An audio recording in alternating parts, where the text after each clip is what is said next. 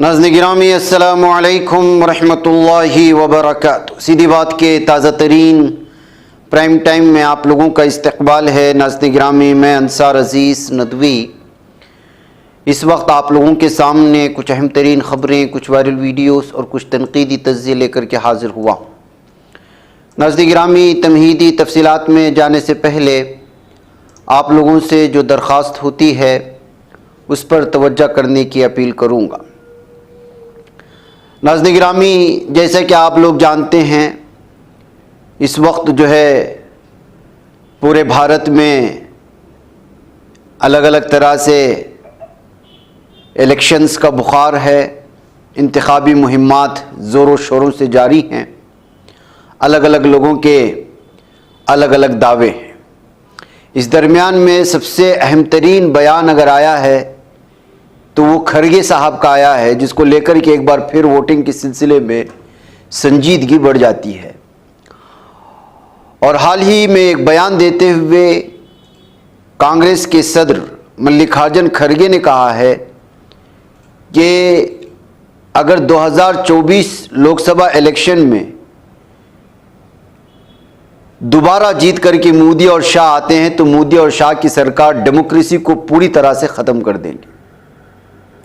उनके इस बयान के बाद पूरी तरह से बवाल मचा है, लेकिन इससे पहले भी लोगों ने अलग अलग अंदाज में इस सिलसिले में बयान दिया। राजस्थान के बांसवाड़ा में उन्होंने जो है एक इंतखाबी मुहिम में, इंतखाबी जुलूस में, इजलास में बयान देते हुए इस बात का इजहार किया था।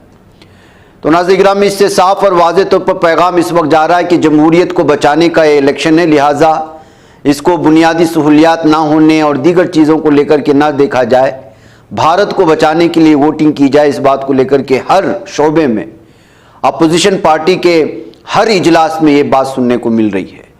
इससे हम लोगों को कितना संजीदा हो जाना चाहिए, हर भारतीय को इससे किस तरह संजीदा होना चाहिए, इससे आप लोग अंदाज़ा लगा सकते हैं। इस सिलसिले में हम लोग बेदारी भी पैदा कर रहे हैं।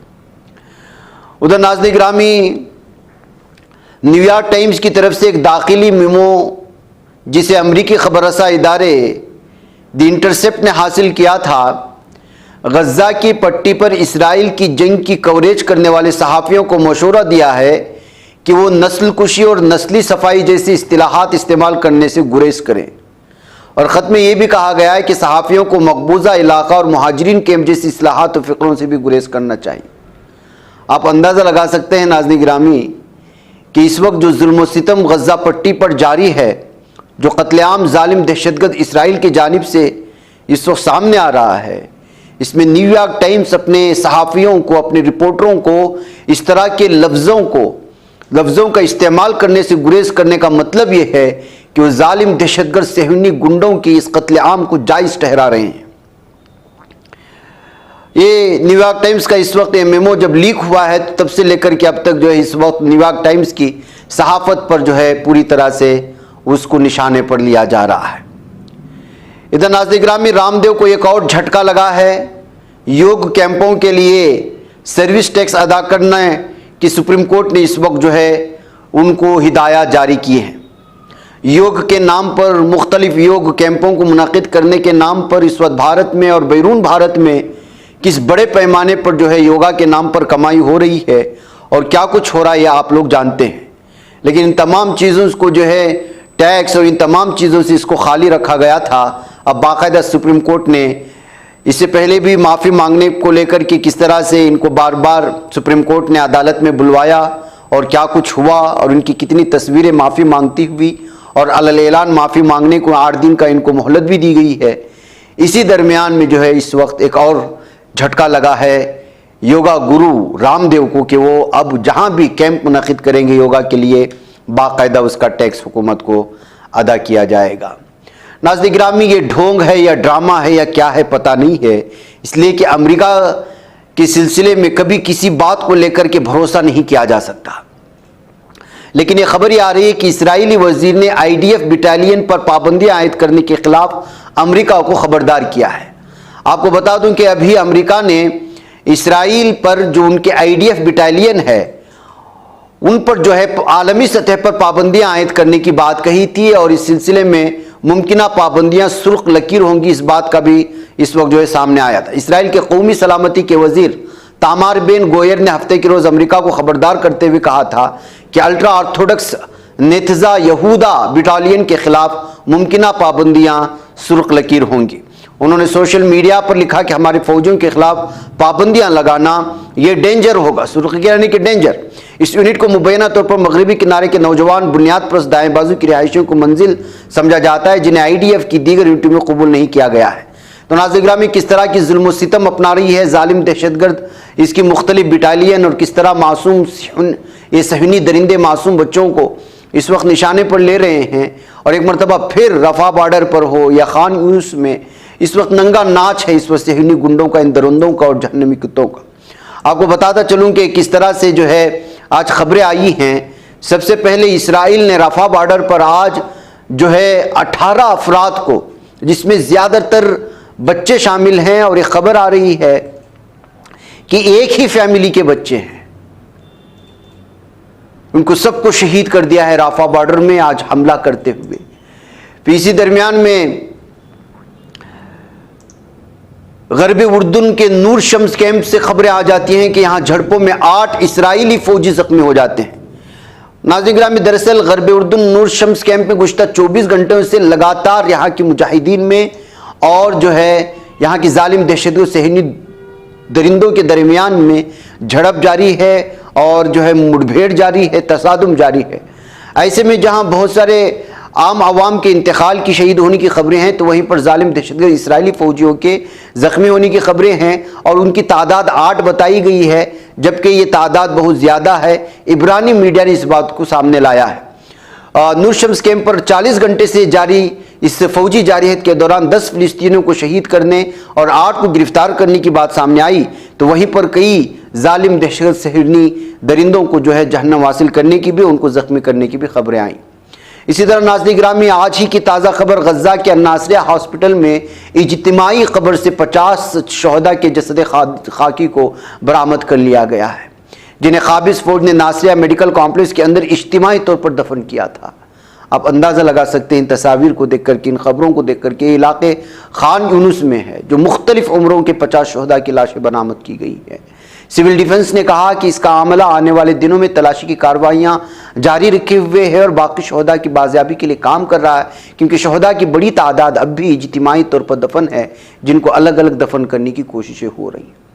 नूर शम्स कैंप में नाज़रीन गिरामी 52 घंटे से ये इसराइली दहशतगर्दी जारी है, मैं जैसे कहा, जिसमें जो जालिम दहशत सहनी दरिंदों के जख्मी होने की बात कही गई है, उसमें कई शहरियों के शहीद होने की बात कही जा रही है। अभी भी इस वक्त यहाँ पर लगातार मुसलसल ये जो है हमले जारी हैं। ये इस वक्त गज़ा की पट्टी की सूरत हाल है नाज़रीन गिरामी। और आपको चलते चलते ये खबर भी दे दूँ कि दूरदर्शन हिंदी चैनल के लोगों का रंग तब्दील किए जाने पर ममता बनर्जी बड़ी बरहम नज़र आ रही है। आप अंदाज़ा लगा सकते हैं भारत में क्या कुछ हो रहा है।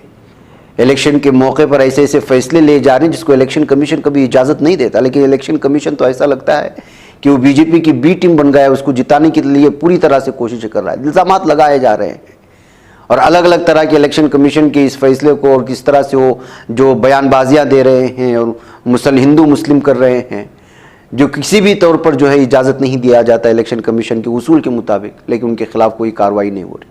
ऐसे में जो एक दूरदर्शन पूरे हुकूमत का जो चैनल है, हुकूमत जिसको चलाती है, सरकार जिसको चलाती है, सरकार में तमाम लोग, सरकार किसी खास फिक्र की नहीं होती, लेकिन दूरदर्शन के हिंदी चैनल के लोगों को तब्दील कर दिया, उसको ज़ाफ़रानी बना दिया, तो इस पर अभी भी एतराज़ात जारी है। ये सूरत हाल है नाज़रीन गिरामी। आइए चलते चलते अब बात कर लेते हैं हम लोग जो है बेंगलुरु सेंट्रल की। आपको मालूम होना चाहिए कि इस वक्त बेंगलुरु में बड़े बड़े लीडरान का एक जमघट्टा लगा हुआ है। हर तरफ से जो है लोग कांग्रेस के लीडरान को सपोर्ट करने के लिए मुख्तलिफ रियासतों के वहाँ के CM, वहाँ के जो है अलग अलग सीनियर लीडरान आ रहे हैं। इसी दरमियान में तेलंगाना के CM भी कल मंसूर अली खान की इंतखाबी रैली में शरीक होते हुए उनके हक़ में जो है वोट की अपील की है। एक बहुत बड़ा इजलास, एक जुलूस जो है इस वक्त मुनक़िद किया गया था और उनकी आमद पर जो है पूरी तरह से उनका इस्तकबाल भी किया गया। महादेवपुरा में इंतखाबी मुहिम चलाई गई। उनकी इस इंतखाबी मुहिम में उनका साथ देने के लिए तेलंगाना के वज़ीर आला रेवंत रेड्डी शामिल रहे। हालिया तेलंगाना असम्बली इंतखाबात में AICC सेक्रेटरी इंचार्ज बराए तेलंगाना के तौर पर मंसूर अली खान ने उस रियासत में कांग्रेस पार्टी को गैर मुतवक्के कामयाबी दिलाई थी और ख़ूब उन्होंने मेहनत की थी, इसलिए मंसूर अली खान को बहुत ही पसंद किया जाता है अंदरूनी सतह पर और मैनेजमेंट के एतबार से, और किस तरह की जो है तैयारियां होनी चाहिए ज़मीनी सतह पर और डेस्क सतह पर, और उन तमाम चीज़ों को मंसूर अली खान बहुत अच्छे अंदाज में जो है तरतीब देते हैं, जिसको लेकर के जो है उनके उस प्लानिंग को और उनके मंसूबों को लेकर के लोग जो है बहुत ज़्यादा सराहा जाता है। इसलिए अंदरूनी सतह पर मंसूर अली खान जिस निज़ाम को लेकर के चलते हैं, जाहिर सी बात है कि जो है DPS का मैनेजमेंट पूरे भारत में जिसकी सैकड़ों शाखें फैली हुई हैं, उसको सिर्फ बेंगलुरु में बैठकर की इस बेहतरीन नज़्म ज़ब्त के साथ जिसको संभाला जा रहा है, उनको जो है इस तरह की जब जिम्मेदारियां दी जाती हैं तो किस तरह वो कामों को बांटते हैं, किस खूबसूरती के साथ काम किया जा सकता है, आप अंदाज़ा लगा सकते हैं। उनको इसमें महारत रहने की वजह से, और तेलंगाना में कांग्रेस की एक बहुत बड़ी जीत होने के बाद वहाँ की CM खुद जो है उनकी इस इंतखाबी रैली में शरीक हुए और जो है इस वक्त उन्होंने बयान भी दिया, उनकी हिमायत में वोट की अपील की और तेलुगु ज़बान में भी उन्होंने और हिंदी ज़बान में भी कोशिश की बात करने की। बहरकैफ इस मौके पर क्या गुफ्तगू हुई है, क्या बात हुई, आप इसको मुख्तसर सा सुने। इसकी पूरी तफसीलात और उनकी पूरी स्पीच हमने अपने दूसरे चैनल में भी अपलोड कर दिया है, आप ये मुख्तसर झलकियाँ देखें। मुझे इजाज़त है। अस्सलाम वालेकुम रहमतुल्लाहि व बरकातहू।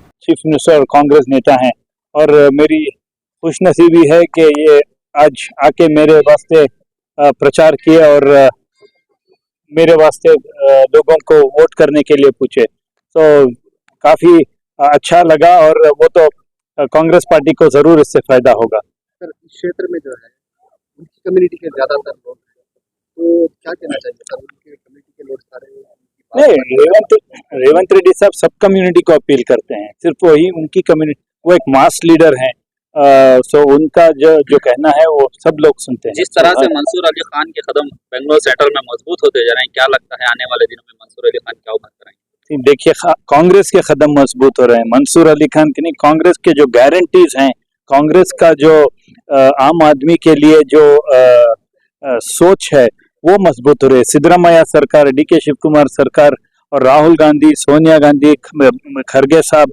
जो कोशिश कर रहे हैं उसका नतीजा है। जो नाम सेंट्रल के हर एक इलाके में आप विजिट कर रहे हैं, आपको रिस्पॉन्स कैसा लग रहा है? अच्छा रिस्पॉन्स लग रहा है, स्पॉन्टेनियस रिस्पॉन्स दिख रहा है लोगों में। एक जो कांग्रेस गवर्नमेंट के ऊपर एक अच्छा जो हम गारंटीज कामयाब किए हैं और जो हम हमारे मैनिफेस्टो में अनाउंस किए हैं, महालक्ष्मी जो प्रोग्राम है उसका तो बहुत ही अच्छा रिस्पॉन्स है लोगों। सर, जो नाम 15 साल से बेंगलोर सेंट्रल में मजबूती से अपने कदम जमाए हुए था, लगता है वो नाम अभी खत्म होता हुआ नजर आ रहा है। जिस तरह से आपकी मेहनत दिख रही है, लोगों का रिस्पॉन्स आपको मिल रहा है। हमारा काम मेहनत करना है, देखेंगे इंशाल्लाह अल्लाह क्या नतीजा लाता है। और मैं पॉजिटिव एजेंडा से लड़ रहा हूँ, डेवलपमेंट के एजेंडा से ये इलेक्शन लड़ रहा हूँ। और मैं सबसे यही सवाल लोगों से पूछ रहा हूँ, 15 साल उन्हें दिए हैं, मुझे 5 साल दीजिए। अगर 5 साल में मैं आपकी उम्मीदों पर खरा नहीं उतरा तो आप मुझे भी चेंज कर सकते हैं। अगर मैं काम नहीं किया, मुझे जरूर चेंज करना चाहिए। 15 साल से नहीं हुआ, 5 सालों में कर दिखाएंगे। मैं 5 साल में कर दिखाऊंगा करके नहीं बोल रहा हूँ, मगर क्या बोल रहा हूँ, जो सोच होनी चाहिए, कोशिश करनी चाहिए, लोगों में के साथ रहना चाहिए। कुछ मैं ये नहीं बोल रहा हूँ कि मैं 15 साल का काम 5 साल में कर रहा हूँ, मगर एक कोशिश तो करनी चाहिए। और देखिए, सबसे बड़ा ये है, मंसूर अली खान ये कुछ मैटर नहीं करता। जब बेंगलोर का सवाल आता है, कर्नाटक का सवाल आता है, जब आप एक सांसद रहते हैं, आप कर्नाटका के बारे में और बेंगलुरु के बारे में बात करना है, किसी से डरना नहीं, हिचकिचाना नहीं है। अगर मैं सांसद बना तो मैं फर्स्ट मेरा प्रायोरिटी रहेगा बेंगलोर कर्नाटका, क्योंकि बेंगलोर और कर्नाटका मजबूत है तो भारत मजबूत है। जो गारंटी स्कीम है उससे हटकर क्या आप डेवलपमेंट का काम करना चाह रहे हैं? देखिए, बेंगलोर में एक इंटरनेशनल सिटी है और कॉम्पिटिटिव सिटी है, तो यहाँ पर बेंगलोर में आप देखिए तो आप इंफ्रास्ट्रक्चर का बड़ा प्रॉब्लम है, ट्रैफिक का प्रॉब्लम है, पानी का प्रॉब्लम है। इसीलिए, और जो बेंगलोर का वेदर रहता था वो अब यहाँ पर जो लेक्स थे वो लेक्स गायब हो गए हैं, ग्रीन कवर खत्म हो जा रहा है। सो बहुत सारे एजेंडा है, और जब तक हमें ये बेंगलोर में सेंटर का कंट्रीब्यूशन भी हमारे तरफ नहीं है, तो ये सब प्रोजेक्ट्स मुश्किल है क्योंकि आउटर रिंग रोड हो, आपका मेट्रो हो, सबअर्बन रेल हो, या मास ट्रांसपोर्ट सिस्टम हो, या पाथवेज हो, इसके लिए पैसे चाहिए। हम कर्नाटका का शेयर दे रहे हैं, सेंटर भी हमारे का। अब ये देखिए जो ड्रॉट का सिचुएशन था, एक पैसा नहीं मिला। बजट में आउटर रिंग रोड को 3000 करोड़ सैंक्शन किए, बोले आज तक एक पैसा नहीं आया। इसी तरह लेक डेवलपमेंट और वाटर बॉडीज डेवलपमेंट के लिए 3000 करोड़ अनाउंस किए, वो भी नहीं आए। सो और क्या फायदा है 25 MP सेलेक्ट करके पार्लियामेंट को भेजने का, जो एक भी मुंह नहीं खोल के पूछ सका कर्नाटका के लिए आप क्या करें। एक डेलीगेशन निर्मला सीतारामन के पास नहीं गया, एक डेलीगेशन प्राइम मिनिस्टर के पास, ऐसे MP रख के क्या करेंगे आप। जिस तरह से मंसूर अली खान आज अवेलेबल है लोगों के लिए, क्या एज ए MP वो अवेलेबल रहेंगे? जरूर रहूंगा, क्योंकि अगर अवेलेबल नहीं रहा MP रहने का फायदा ही नहीं। सर आपके फर्स्ट प्रायोरिटी क्या रहेगी? फर्स्ट प्रायोरिटी मेरा फोकस 3 बोला हूं मैं, एक है इंफ्रास्ट्रक्चर, एक एजुकेशन और एक हेल्थ केयर। सो एक MP का रोल अलग रहता है, MLA का अलग है, कॉर्पोरेटर का अलग है। मैं ये पॉलिसीज पर काम करना चाहूंगा। एजुकेशन और हेल्थ तो फ्री में होगी सर बेंगलुरु सेंट्रल के लिए? बेंगलुरु सेंट्रल के लिए सेपरेट नहीं बना सकते। हमारी कोशिश पूरे भारत के लिए करना है, क्योंकि भारत अगर आगे जाके मजबूत होना है तो एजुकेशन सेक्टर मजबूत होना है, एजुकेशन में इन्वेस्टमेंट ज्यादा करना है। गवर्नमेंट को भी जो 2.4% ऑफ GDP एजुकेशन में डाल रहे हैं, करीबन 6% तो डालना है। हमें बहुत खुशी हुई कि तेलंगाना के CM साहब मिस्टर रेवंत रेड्डी मंसूर के सपोर्ट में यहाँ तक आए, तो हम बहुत शुक्रगुजार हैं उनके, और ये बोलेंगे कि उनके आने से हमारे लिए यहाँ पे बहुत फायदा होगा, हमारे लिए बहुत वोट आएंगे। जिस तरह से मंसूर अली खान के कदम मजबूत होते जा रहे हैं, क्या लगता है कि कामयाबी अनकरीब? इंशाल्लाह जीत हमारी ही होगी। मैडम आप भी मोहल्ला गली घूम रहे हैं, तो लोगों का रेस्पॉन्स बहुत ही अच्छा है, अल्हम्दुलिल्लाह। हम सब जगहों में जीतेंगे, हमारी लीड आएगी, ग्राउंड पे बहुत अच्छा लग रहा है। जो नाम 15 साल से यहाँ पर मौजूद था, आज कहीं ना कहीं वो नाम खत्म होता हुआ नजर आ रहा है पिछले 1-1.5 महीने की मेहनत से। जी हाँ, क्योंकि वो आदमी जो 15 साल से था, लोगों का कंप्लेन ये है कि एक बार भी उन्होंने उनको देखा नहीं है, और बैंगलोर के इंफ्रास्ट्रक्चर में और किसी में भी उनका कुछ काम नहीं हुआ है। जिस तरह से मंसूर अली खान अब अवेलेबल है यहाँ के लोगों के लिए, क्या आने वाले दिनों में एज ए MP खुद अवेलेबल? जी हर हमेशा वो अवेलेबल है, he is a good listener, तो वो सबकी बात सुन के सबके लिए जरूर करेंगे। मैडम आप हर मोहल्ला आप में सर्वे कर रहे हैं, कितनी लीड मिलेगी आपके हिसाब से? हमारी तो लीड होगी, वो अलग अलग कॉन्स्टिट्यूंसी में सब जगह से होगी, 1-2 जगह पे थोड़ा शायद इक्वल रहेगा, इंशाल्लाह वो भी हम कवर अप करेंगे।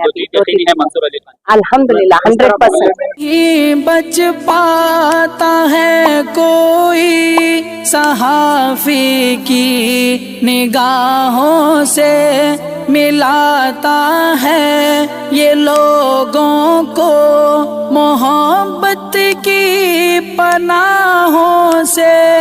करम और दर्द मंदी का है एक संसार सीधी बात, अजीमत जुर्अतो हिम्मत का है इजहार सीधी बात, अजीमत जुर्अतो हिम्मत का है इजहार सीधी बात। ये चैनल हक निगर बनकर कुचल देता है फितनों को,